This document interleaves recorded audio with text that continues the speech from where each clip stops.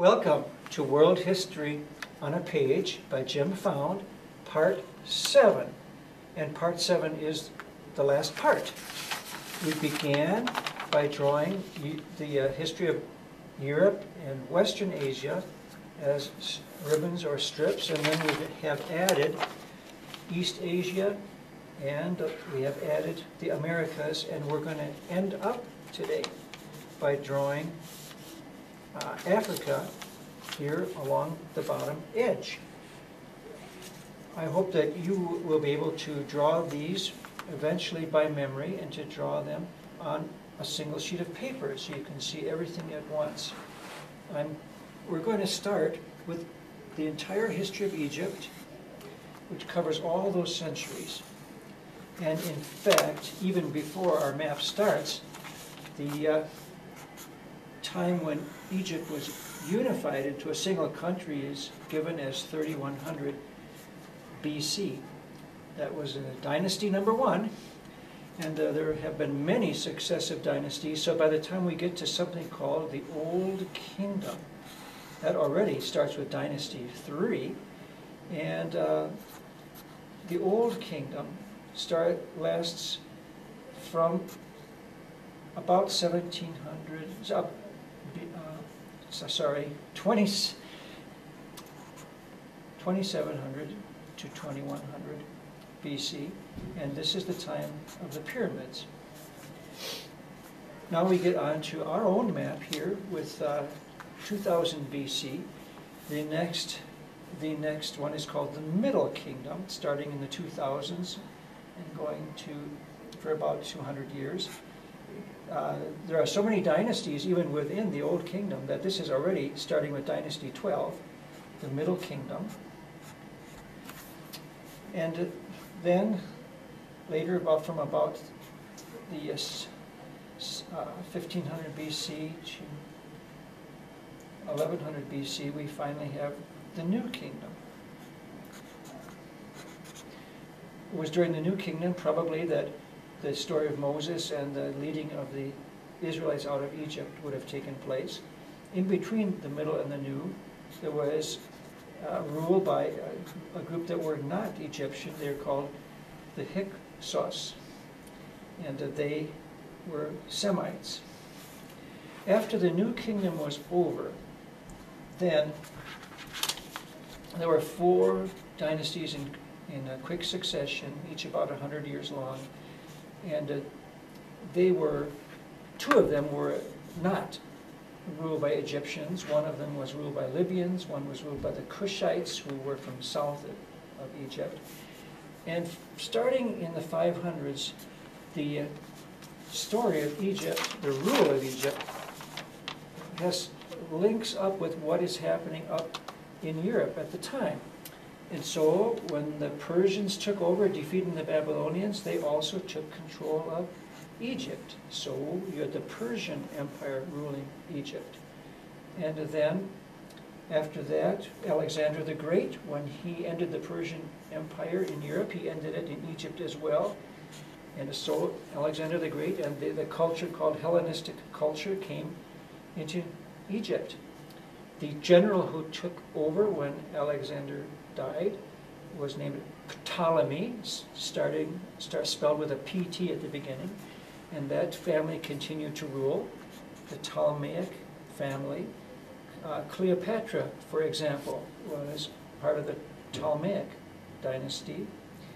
And of course you know that through the story of Antony and Cleopatra that Rome was interested in Egypt, and Rome did attack and conquer and took over Egypt, and Rome remained the ruler of Egypt right up until the time of the Muslims in the 600s. Of course, it was not the Western Roman Empire, but the Byzantine Empire that was the ruler towards the end of that era. When the Muslims took over, the caliphates were in control of Egypt first. The Umayyad Caliphate, and then the Abbasid Caliphate, and then other Muslim groups, until in the 900s there was a major dynasty. It was a Muslim dynasty, but it took control, it made Egypt independent. It was called the Fatimids. And then the next one after that was called the Ayyubids, and even though it's very short, I'm putting it on the diagram because its leader, Saladin, is known maybe to you as the opponent of Richard the Lionhearted in the Third Crusade. Richard was unsuccessful in trying to get Jerusalem back out of the control of Saladin.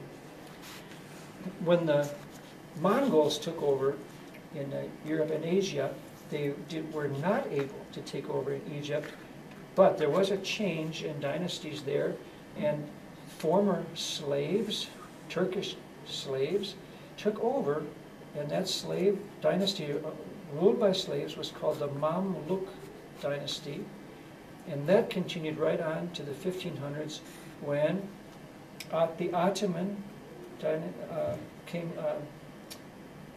Caliphate, the same one that we have here in Europe, when the Ottoman Turks took over.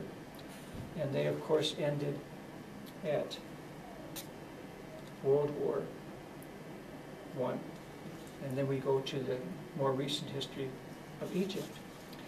Another country whose history lasts practically this entire time is Ethiopia. And during that long history, sometimes it's called Abyssinia. And finally, out of the many things that were happening in Africa, I'm going to draw a few empires from West Africa that are often mentioned in textbooks. Starting here about 400 BC, in West Africa we have the Kingdom of Ghana, ruling a large area. And when we get to about to 1000 AD, the same area is ruled by the kingdom called Mali. And now I'm only going to draw 3 more kingdoms because they're so often mentioned. Here after 1500 AD, we've got the Songhai in West Africa, the Hausa, and a little bit later the Fulani. From that point on, the political story of Africa has to do with the European powers who came down, colonized, and split up Africa between them. And it was in the 1960s when most of those areas again regained their independence. That brings us to the end of what we're going to say about Africa. And remember to look at foundbytes.com for more details and the exact dates. But where do you go from here? Once you've got all these things written down, and hopefully, if you want to, memorizing them, then what you want to use it when you're reading some book about history, you want to locate where it is on these maps so you can see what's happening in the whole world during the period you're reading about. So you might even want to make something that we'll call a century page.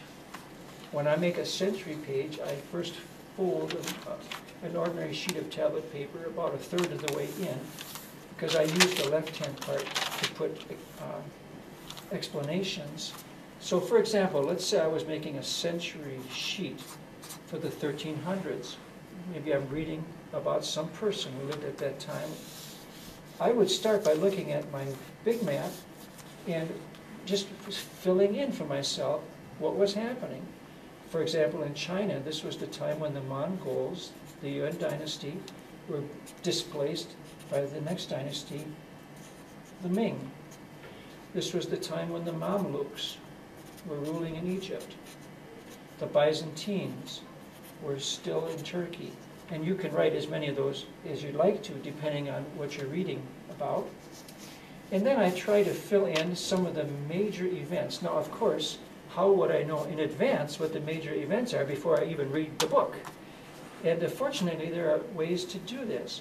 I've discovered that the Encyclopedia Americana has a separate entry about every single century, the AD centuries anyway, For example, the 18th century is in the E volume, and as far as the web is concerned, Wikipedia does the same thing. You can type in the name of a century and get an overview of what happened.